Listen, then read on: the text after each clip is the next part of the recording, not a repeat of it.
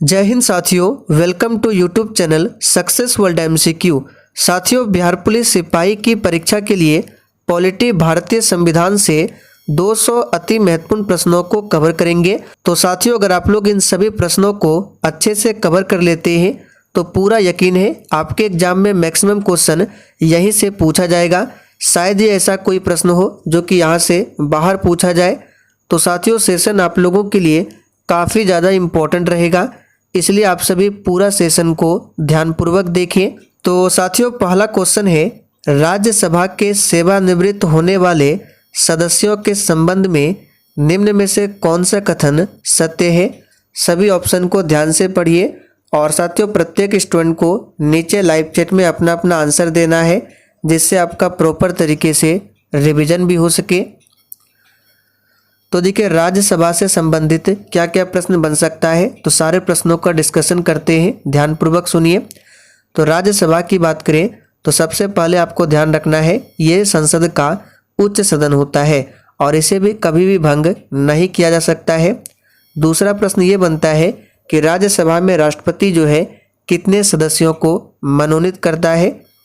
तो याद रखिएगा, 12 सदस्यों को राष्ट्रपति जो है राज्यसभा में मनोनीत करता है। तीसरा प्रश्न ये बनता है कि राज्यसभा में टोटल सदस्य की संख्या जो है कितनी निर्धारित की गई है। तो याद रखिएगा 250, लेकिन वर्तमान में 245 सदस्य ही है। तो इन सारे फैक्टों को ध्यान रखना है।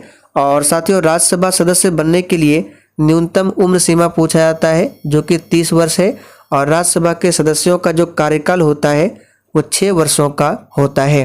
तो इन सारे फैक्टों को ध्यान रखना है। तो यहाँ पे पूछा गया है कि राज्यसभा के सेवानिवृत्त होने वाले सदस्यों के संबंध में कौन सा कथन सत्य है। तो याद रखिएगा, उनका कितनी भी बार पुनः मनोनयन हो सकता है, ये कथन सत्य है। केंद्र सूची के विषयों के संदर्भ में सर्वोच्च न्यायालय यानी कि सुप्रीम कोर्ट के क्षेत्राधिकार एवं शक्तियों को कौन विस्तृत कर सकता है। बहुत ही शानदार क्वेश्चन है, चलिए आंसर कीजिए। तो यहाँ पर दूसरे प्रश्न का सही जवाब है संसद। याद रखिएगा, एक अनुसूची आपको ध्यान रखना है, 7वीं अनुसूची। 7वीं अनुसूची में क्या है, तो केंद्र एवं राज्यों के बीच शक्तियों का बंटवारा किया गया है और इसी 7वीं अनुसूची में संघ सूची, राज्य सूची और समवर्ती सूची का प्रावधान है। चलिए आगे देखिए, भारतीय संविधान के निम्न में से कौन से अनुच्छेद के अंतर्गत नागरिक अपने मौलिक अधिकारों की रक्षा के लिए उच्च न्यायालय में याचिका दायर कर सकते हैं। तो इसके बारे में हमने आपको प्रैक्टिस सेट में बहुत बार बताया है कि अगर मौलिक अधिकार का उल्लंघन होता है तो आप लोग अनुच्छेद 32 के तहत कहाँ जा सकते हैं, तो सुप्रीम कोर्ट यानी कि सर्वोच्च न्यायालय, और अनुच्छेद 226 के तहत आप लोग हाई कोर्ट जा सकते हैं। तो यहाँ पे पूछा गया है उच्च न्यायालय यानी कि हाई कोर्ट, तो इसका सही जवाब होगा अनुच्छेद 226। और सुप्रीम कोर्ट पूछे तो अनुच्छेद 32 के तहत आप लोग सुप्रीम कोर्ट जा सकते हैं। वर्तमान में हाई कोर्ट कितने हैं, तो याद रखिएगा वर्तमान में टोटल भारत में 25 हाई कोर्ट है। चलिए आगे देखिए, कौन सा भारत के राष्ट्रपति की क्षमादान की शक्ति का सिद्धांत नहीं है। चलिए बिल्कुल सोच समझकर आंसर करना है। देखिए साथियों, राष्ट्रपति के पास जो क्षमादान की शक्ति प्रदान की गई है ये अनुच्छेद 72 के तहत, और क्षमादान की शक्ति का सिद्धांत इनमें से कौन नहीं है।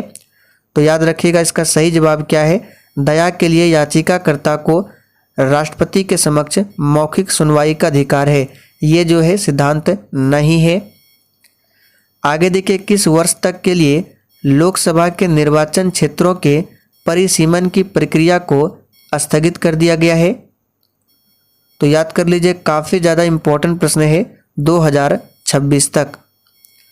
नेक्स्ट है, किस संवैधानिक संशोधन ने अनुच्छेद 14, 19 और 31 के तहत जो मूल अधिकार दिया गया था इस पर नीति निर्देशक तत्वों को कानूनी वरीयता प्रदान की है। तो यहाँ पर छठे प्रश्न का सही जवाब हो जाएगा 25वां संविधान संशोधन, जो कि 1971 में हुआ था। 42वां संशोधन ध्यान रखना है, यहाँ से बार बार प्रश्न बनता है। तो देखिए, 42वां संविधान संशोधन को लघु संविधान कहा जाता है और इसी 42वें संविधान संशोधन के तहत संविधान में मौलिक कर्तव्य को जोड़ा गया था। मूल संविधान में मौलिक कर्तव्य नहीं थे। बाद में 42वां संशोधन 1976 के तहत मौलिक कर्तव्य को संविधान में जोड़ा गया और इसी 42वां संविधान संशोधन के तहत प्रस्तावना में 3 शब्दों को जोड़ा गया था। कौन कौन सा? तो समाजवादी, पंथ निरपेक्ष और अखंडता। तो सारे फैक्ट को ध्यान रखें। निम्न में से कौन सा मूल अधिकार आपातकाल के समय भी निलंबित नहीं हो सकता है? चलिए सभी ऑप्शन को ध्यान से देखिए। तो यहाँ पर 7वें प्रश्न का सही जवाब है जीवन की सुरक्षा का अधिकार। ये जो मूल अधिकार है आपातकाल के समय भी निलंबित नहीं हो सकता है। और यहाँ से आपको 2 आर्टिकल ध्यान रखना है, आर्टिकल 20 और आर्टिकल 21। ये 2 ऐसे आर्टिकल है जो आपातकाल के समय भी निलंबित नहीं होता है। चलिए आगे देखिए। निम्न में से कौन सा प्रस्ताव सिर्फ लोकसभा में ही अनुमोदित हो सकता है? चलिए 8 के लिए आंसर कीजिए। और साथियों सेशन के लास्ट में आप सभी को कमेंट करके अपना अपना स्कोर जरूर बताना है कि आपने कितने प्रश्नों के सही आंसर दिए हैं। तो कौन सा प्रस्ताव सिर्फ लोकसभा में ही अनुमोदित हो सकता है? तो याद रखिएगा ये है कौन सा? तो अविश्वास प्रस्ताव। तो यहाँ पे सही जवाब है सी ऑप्शन, केवल चौथा ऑप्शन। विधान परिषद की न्यूनतम सदस्य संख्या क्या निर्धारित है? चलिए 9 के लिए आंसर बताएंगे। तो सबसे पहले विधानसभा की बात करें तो हमने आपको बताया था विधानसभा में अगर पूछे मैक्सिमम सदस्यों की संख्या क्या है तो 500 और मिनिमम पूछे तो 60। ये विधानसभा की है। और विधान परिषद की न्यूनतम सदस्य संख्या पूछे तो ये 40 है। 40 से कम नहीं होने चाहिए। तो यहाँ पर डी ऑप्शन आपका सही जवाब है। अच्छा बिहार की बात करें तो बिहार में विधान परिषद सीटों की संख्या कितनी है? तो याद रखिएगा 75। और बिहार में विधानसभा सीटों की संख्या कितनी है? तो 243। सारे फैक्टों को ध्यान रखें। राज्य पुनर्गठन आयोग 1956 की सिफारिशों के बाद बिहार विधानसभा के निर्वाचित सदस्यों की संख्या क्या थी? तो याद कर लीजिए यहाँ पर 10वें प्रश्न का सही जवाब है सी ऑप्शन 318। 1961 में पहली बार दोनों सदनों में गतिरोध दूर करने के लिए संयुक्त अधिवेशन किस विधेयक के लिए बुलाया गया था? काफ़ी ज़्यादा इम्पोर्टेंट प्रश्न है। देखिए साथियों अब तक टोटल 3 बार, याद रखना है, अब तक टोटल 3 बार ही संयुक्त अधिवेशन को बुलाया गया है। और संयुक्त अधिवेशन का प्रावधान जो है संविधान के अनुच्छेद 108 में है। संयुक्त अधिवेशन को कौन बुलाता है? तो राष्ट्रपति बुलाता है। लेकिन अध्यक्षता कौन करता है? तो लोकसभा का अध्यक्ष। तो पहली बार संयुक्त अधिवेशन को कब बुलाया गया था? तो यहाँ पर इसका सही जवाब हो जाएगा 1961 में पहली बार बुलाया गया था दहेज निरोधक विधेयक के लिए। तो यहाँ पर सी ऑप्शन आपका सही जवाब है। दूसरी बार कब बुलाया गया था? तो 1978 में। और तीसरी बार 2002 में। सारे फैक्ट को ध्यान रखें। मुख्य निर्वाचन आयुक्त अथवा 2 अन्य चुनाव आयुक्तों के मध्य मतभेद होने पर कौन मामले पर निर्णय करता है?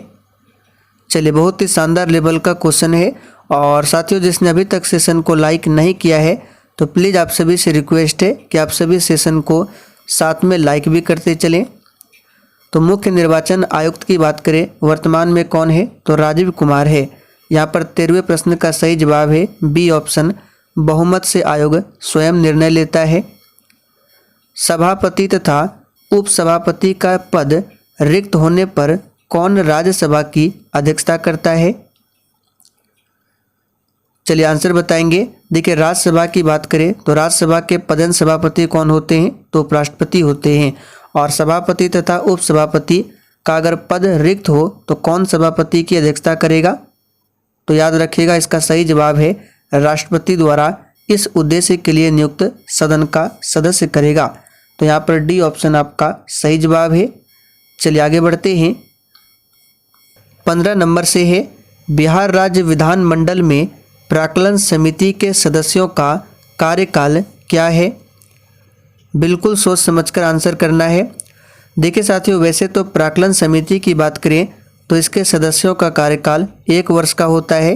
लेकिन बिहार राज्य विधानमंडल में पूछा गया है तो इसका सही जवाब होगा 2 वर्षों का होता है, इसे भी ध्यान रखें। चलिए आगे देखिए, भारतीय संविधान में कौन सा मूल अधिकार मानव के दुर्व्यापार को निषिद्ध करता है? चलिए वेरी इंपॉर्टेंट क्वेश्चन है, फटाफट से आंसर कीजिए। तो कौन सा मूल अधिकार है जो मानव के दुर्व्यापार को निषिद्ध करता है? तो ये है शोषण के विरुद्ध अधिकार, और इसके बारे में संविधान के अनुच्छेद 23 और 24 में बताया गया है। वहीं स्वतंत्रता का अधिकार की बात करें तो इसके बारे में अनुच्छेद 19 से लेकर 22 तक में बताया गया है। समता का अधिकार 14 से लेकर 18 तक में है, और संवैधानिक उपचारों का अधिकार यह अनुच्छेद 32 में है। तो सारे आर्टिकल को ध्यान रखें। चलिए आगे देखिए, किस समिति ने पंचायती राज चुनावों में राजनीतिक दलों की सहभागिता की अनुशंसा की थी? तो कौन सी समिति थी? तो याद रखिएगा अशोक मेहता समिति। इसका गठन हुआ था 1977 में। तो गठन पूछा जाता है, याद रखिएगा अशोक मेहता समिति का गठन कब हुआ था? तो 1977 में। चलिए आगे देखिए, भारतीय संविधान को केंद्रीकृत प्रवृत्तियों वाला संघ के रूप में किसने परिभाषित किया था? तो यहाँ पर 18वें प्रश्न का सही जवाब है, ये किया था आइवर जेनिंग्स ने। तो डी ऑप्शन आपका सही जवाब है। संविधान सभा का प्रथम अधिवेशन किसकी अध्यक्षता में संपन्न हुआ था? चलिए 19 के लिए फटाफट से आंसर बताइए। इसके बारे में हमने आपको बहुत बार बताया है। संविधान सभा की पहली बैठक जो है ये 9 दिसंबर 1946 को हुआ था, और इस बैठक में अस्थायी अध्यक्ष चुना गया था। और अस्थायी अध्यक्ष के रूप में किसे चुना गया था? तो डॉक्टर सच्चिदानंद सिन्हा को। और डॉक्टर राजेंद्र प्रसाद जो है संविधान सभा की दूसरी बैठक यानी 11 दिसंबर 1946 में अस्थायी अध्यक्ष के रूप में चुना गया था डॉक्टर राजेंद्र प्रसाद को। और पंडित जवाहरलाल नेहरू ने 13 दिसंबर 1946 को संविधान सभा के सामने उद्देशिका यानी कि प्रस्तावना को प्रस्तुत किया था। आगे देखिए, उच्च न्यायालय के न्यायाधीशों को उनका कार्यकाल समाप्त होने से पहले की अक्षमता अथवा सिद्ध कदाचार के आधार पर उनके कार्यकाल से किसके द्वारा हटाया जा सकता है? तो यहाँ पर 20 का आंसर क्या हो जाएगा? डी ऑप्शन, संसद के दोनों सदनों की सिफारिश पर राष्ट्रपति के द्वारा। तो यहाँ पर डी ऑप्शन आपका सही जवाब है, याद रखिएगा राष्ट्रपति के द्वारा। अच्छा, राष्ट्रपति पर जो महाभियोग की प्रक्रिया है ये किस आर्टिकल में बताया गया है? तो आर्टिकल 61 में, याद रखिएगा। और उच्च न्यायालय का जो न्यायाधीश होता है पूछा जाता है कार्यकाल कितना होता है? तो 62 वर्ष की आयु तक। उपराष्ट्रपति के निर्वाचक मंडल में कौन कौन होते हैं? चलिए सभी ऑप्शन को ध्यान से देखिए। तो साथियों, उपराष्ट्रपति की बात करें तो वर्तमान में श्री जगदीप धनखड़ है। और उपराष्ट्रपति के निर्वाचक मंडल में कौन होता है? तो दोनों सदनों के निर्वाचित एवं मनोनीत सदस्य होते हैं। तो यहाँ पर सी ऑप्शन आपका सही जवाब है। भारत के प्रथम उप प्रधानमंत्री कौन थे? तो यहाँ पे ए और बी ये दोनों आंसर नहीं होगा। चलिए और ऑप्शन देख लेते हैं। तो ऑप्शन सी में है वीपी सिंह और डी में है सरदार वल्लभ भाई पटेल। तो यहाँ पर इसका सही जवाब होगा डी ऑप्शन, सरदार वल्लभ भाई पटेल कौन थे? तो भारत के प्रथम उप प्रधानमंत्री थे। इनको भारत का लौह पुरुष और भारत का बिस्मार्क भी कहा जाता है। संविधान के किस अनुच्छेद में धन विधेयक को परिभाषित किया गया है? तो कौन सा आर्टिकल है? तो याद रखिएगा अनुच्छेद 110(1) में धन विधेयक को परिभाषित किया गया। जवाब है। आगे देखिए, राज्य चुनाव आयुक्त को हटाया जा सकता है। चलिए 25 के लिए आंसर कीजिए। और साथियों, पीडीएफ की बात करें तो ये पीडीएफ आपको टेलीग्राम पर मिल जाएगा। टेलीग्राम का लिंक इसी वीडियो के नीचे डिस्क्रिप्शन बॉक्स में है। तो राज्य चुनाव आयुक्त को हटाया जा सकता है, तो इसका सही जवाब है उच्च न्यायालय के न्यायाधीश को हटाने की प्रक्रिया के समान ही राज्य चुनाव आयुक्त को हटाया जा सकता है। और राज्य चुनाव आयुक्त के बारे में किस आर्टिकल में बताया गया है? तो अनुच्छेद 243 के में। तो इसे जरूर ध्यान रखें। संघ और राज्यों के मध्य विपत्रों के वितरण साइबर कानून ये किस सूची में आते हैं? अब यहाँ पे कुछ बच्चे समवर्ती सूची बताएंगे जो कि बिल्कुल गलत हो जाएगा। यहाँ पे साइबर कानून है, तो याद रखिएगा ये अवशिष्ट विषय के अंतर्गत आता है। पटना उच्च न्यायालय बिहार प्रांत का उच्च न्यायालय स्थापित कब किया गया था, यानी कि बताना है पटना उच्च न्यायालय की स्थापना कब हुई थी। तो इसके बारे में हमने आपको बहुत बार बताया है, याद रखिएगा 3 फरवरी 1916 को। अच्छा, वर्तमान में पटना के मुख्य न्यायाधीश कौन है, तो याद रखिएगा जस्टिस के विनोद चंदन। कौन है, तो वर्तमान में पटना के मुख्य न्यायाधीश है। चलिए आगे देखिए, भारतीय संविधान के निम्नलिखित में किस अनुच्छेद में अल्पसंख्यकों को अपनी रुचि की शिक्षा संस्था की स्थापना और प्रशासन करने का अधिकार है। तो याद रखिएगा अनुच्छेद 30(1) में। और अल्पसंख्यक हितों का संरक्षण किस में है, तो अनुच्छेद 29 में है। लोकसभा का स्पीकर अपना त्यागपत्र किसे देता है, तो लोकसभा का स्पीकर वर्तमान में कौन है, तो ओम बिरला है। और वर्तमान में 70वीं लोकसभा चल रहा है। तो लोकसभा का स्पीकर अपना त्यागपत्र लोकसभा के उपाध्यक्ष को देगा। यहाँ पर डी ऑप्शन आपका सही जवाब है। स्पीकर का मतलब अध्यक्ष होता है। और राष्ट्रपति अगर अपना त्यागपत्र देना चाहे तो किसे देगा, तो राज्यसभा के पदेन सभापति को, यानी कि उपराष्ट्रपति को देगा। किस समिति ने भारत के संविधान में मूल कर्तव्यों को सम्मिलित करने की सिफारिश की थी, तो हमने आपको ऊपर ही बताया था कि मूल संविधान में एक भी मौलिक कर्तव्य नहीं थे, इसे बाद में जोड़ा गया था 42वां संशोधन 1976 के तहत। जब जोड़ा गया था तब 10 मौलिक कर्तव्य को ही जोड़ा गया था। बाद में 11वां मौलिक कर्तव्य 86वां संविधान संशोधन 2002 के तहत जोड़ा गया था। तो यहाँ पे बताना है कि कौन सी समिति की सिफारिश पर जोड़ा गया था, तो सरदार स्वर्ण सिंह समिति के सिफारिश पर। मौलिक कर्तव्य की बात करें तो वर्तमान में 11 है और इसे रूस देश के संविधान से लिया गया है। निम्नलिखित में से कौन सी समिति चुनाव सुधारों से संबंधित नहीं है, तो दिनेश गोस्वामी समिति ये संबंधित है। तारकुंडे समिति ये भी संबंधित है। वाईके अलग समिति, यहाँ पर सही जवाब है वाईके अलग समिति, ये संबंधित नहीं है। भारतीय संविधान की कौन सी अनुसूची राज्यसभा में राज्यों और संघ राज्य क्षेत्र के स्थान आवंटन से संबंधित है, तो यहाँ पर 32 का आंसर क्या हो जाएगा, चौथी अनुसूची। याद रखिएगा कौन सी, चौथी अनुसूची। और 7वीं अनुसूची में क्या है, तो केंद्र और राज्यों के बीच शक्तियों का बंटवारा है। भारतीय संविधान में प्रस्तावना को किस देश के संविधान से लिया गया है। और देखिए साथियों, जिसने अभी तक सेशन को लाइक नहीं किया है, प्लीज़ आप सभी से रिक्वेस्ट है कि आप सभी सेशन को दिल से एक बार जरूर लाइक कर दें। तो यहाँ पर 33 का आंसर क्या हो जाएगा, तो याद रखिएगा इसका सही जवाब है बी ऑप्शन, अमेरिका के संविधान से। लेकिन प्रस्तावना की भाषा पूछे तो ऑस्ट्रेलिया देश के संविधान से लिया गया है। बिहार विधानसभा के सत्र की बैठक हेतु गणपूर्ति क्या है। चलिए 34 के लिए आंसर कीजिए। और साथियों सेशन को शेयर जरूर करना है क्योंकि हम आपके लिए बहुत ही मेहनत करते हैं। इसका PDF भी आपको बिल्कुल फ्री में दिया जाएगा। तो बिहार विधानसभा के सत्र की बैठक हेतु गणपूर्ति जो है कुल सदस्य संख्या का 1/10वां भाग या 10% जो भी हो। न्यायमूर्ति पुंछी आयोग किससे संबंधित है, तो साथियों न्यायमूर्ति पुंछी आयोग जो है याद रखिएगा केंद्र राज्य से संबंधित है। विश्व का प्रथम लिखित संविधान किस देश का है, तो प्यारे साथियों विश्व का प्रथम लिखित संविधान ये अमेरिका देश का है। लेकिन विश्व का सबसे बड़ा लिखित संविधान पूछे तो अपना प्यारा भारत का है। भारतीय संविधान के अनुच्छेद 368 का संबंध किससे है। चलिए 37 के लिए आंसर कीजिए। और साथियों आप लोग डेली क्लास को अटेंड कीजिए। क्लास का टाइमिंग है रात 8 बजे से।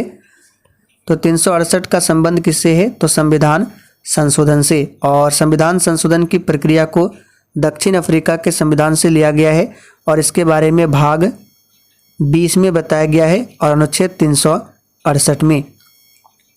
निम्न में से कौन सा भारतीय संविधान की विशेषता नहीं है।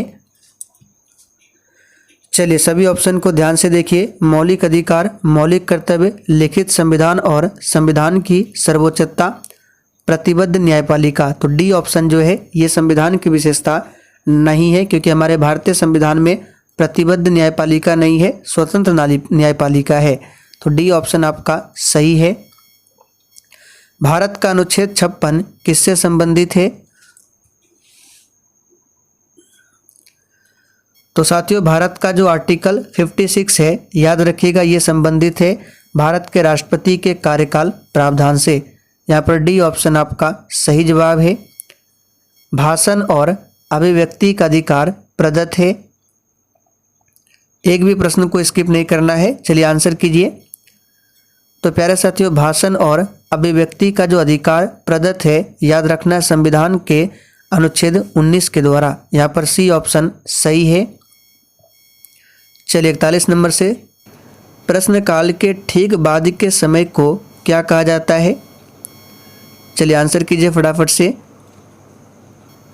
तो यहाँ पर ध्यान दीजिए, प्रश्नकाल के ठीक बाद के समय को शून्यकाल कहा जाता है। बिहार में कुल संसदीय निर्वाचन क्षेत्रों की संख्या कितनी है? तो संसदीय निर्वाचन क्षेत्र यानी लोकसभा बताना है। तो बिहार में लोकसभा सीटों सदस्यों की संख्या कितनी है? तो 40 है, और राज्यसभा सदस्यों की संख्या 16 है। मौलिक अधिकारों के प्रवर्तन के लिए याचिका यानी कि रिट जारी की जा सकती है। तो ध्यान दीजिए, हमने आपको क्या बताया था, अगर मौलिक अधिकार का हनन होता है तो आप लोग कहाँ कहाँ जा सकते हैं? सर्वोच्च न्यायालय भी जा सकते हैं और उच्च न्यायालय भी। यानी कि सर्वोच्च न्यायालय जो है अनुच्छेद 32 के तहत 5 प्रकार का रिट जारी करता है, और उच्च न्यायालय अनुच्छेद 226 के तहत।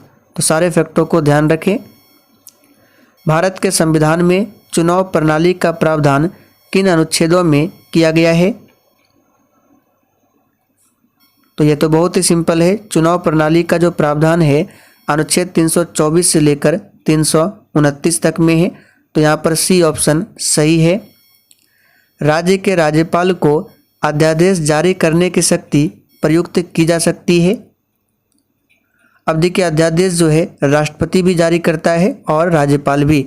तो राष्ट्रपति जो अध्यादेश जारी करता है अनुच्छेद 123 के अंतर्गत, और राज्यपाल जो अध्यादेश जारी करता है अनुच्छेद 213 के अंतर्गत। और राज्यपाल को अध्यादेश जारी करने की शक्ति जो है ये प्रयुक्त की जा सकती है। तो याद रखना है राज्य सूची पर। तो यहाँ पर बी ऑप्शन सही है। भाषण और अभिव्यक्ति की स्वतंत्रता में क्या शामिल नहीं है? तो यहाँ पर 46 का आंसर क्या हो जाएगा? तो 46 का आंसर हो जाएगा सरकारी गतिविधियों के बारे में। सॉरी, यहाँ पे क्या पूछा गया है कि भाषण और अभिव्यक्ति की स्वतंत्रता में शामिल क्या नहीं है? तो हड़ताल करने का अधिकार ये शामिल नहीं है। डाक संशोधन विधेयक में पॉकेट वीटो का प्रयोग किस राष्ट्रपति ने किया था? चलिए 47 के लिए आंसर कीजिए। और साथियों, एग्जाम से पहले आपको फिर से इस सेशन को एक बार देख लेना है, फिर से रिवीजन कर लेना है, फिर आपको एग्जाम में बैठना है, क्योंकि यहाँ से आपके एग्जाम में प्रश्न जरूर आएगा। तो पॉकेट वीटो का प्रयोग किया था ज्ञानी जैल सिंह ने। चलिए आगे बढ़ते, कब किया था? तो 1986 में।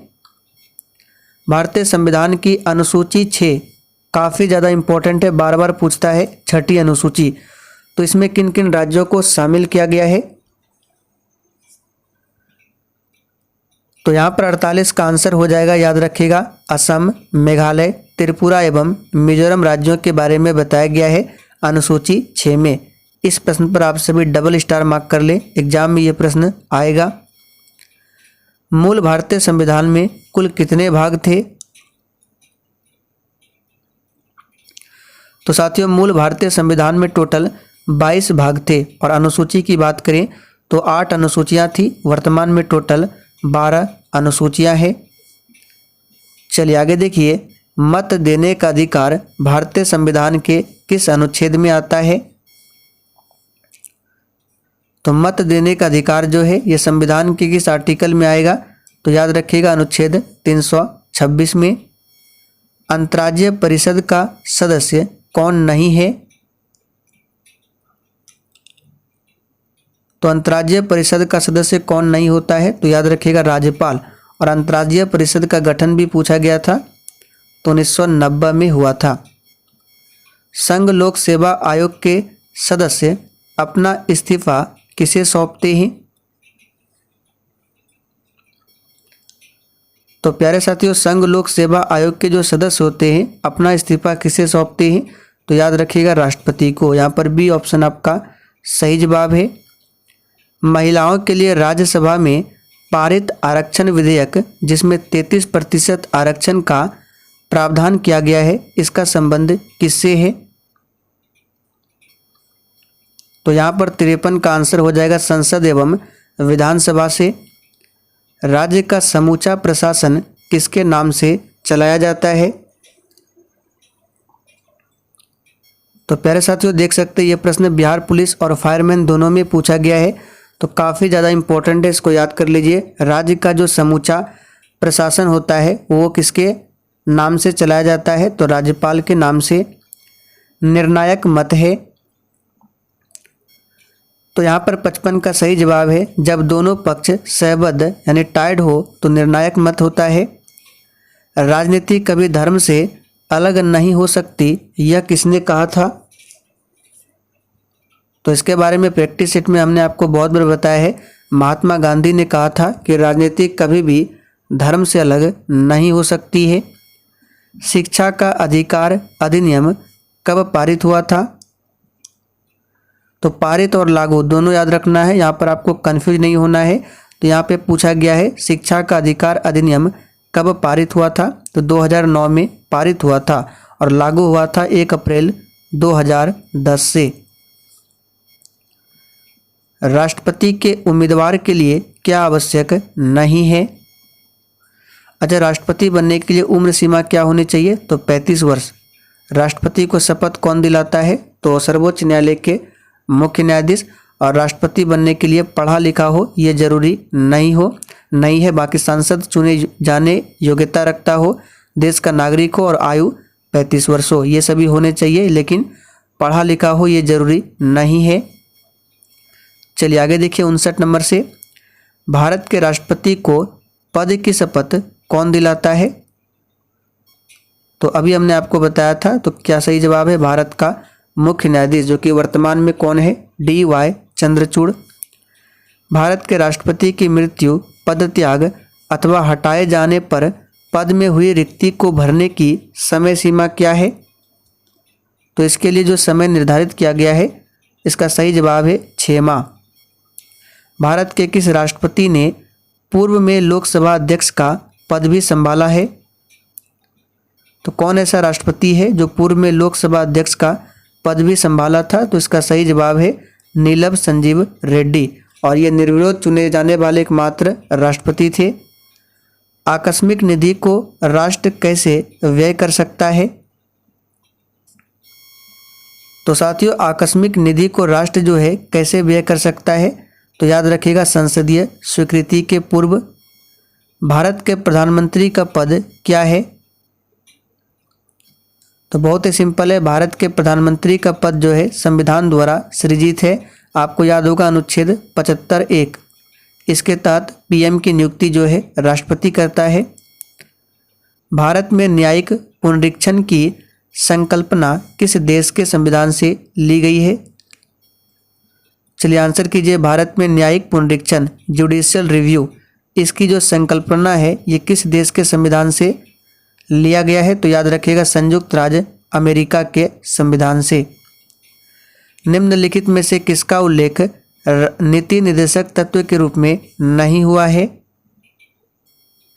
तो इसका सही जवाब है भारत की संप्रभुता तथा अखंडता की रक्षा। इसका उल्लेख नीति निर्देशक तत्व के रूप में नहीं हुआ है। अब यहाँ पे देखिए कार्यपालिका से न्यायपालिका का पृथक्करण, इसे भी ध्यान रखना इम्पोर्टेंट है। इसके बारे में अनुच्छेद 50 में बताया गया है। राष्ट्रीय स्मारकों का संरक्षण, इसके बारे में अनुच्छेद 49 में है। और पर्यावरण का संरक्षण, इसके बारे में अनुच्छेद 48 क में है। सभी को ध्यान रखें। द्वैध शासन का प्रावधान किस एक्ट में किया गया था? तो बहुत ही सिंपल है, द्वैध शासन का प्रावधान जो है ये भारत शासन एक्ट 1919 में किया गया था। भाषाई आधार पर कौन सा राज्य सर्वप्रथम बना था?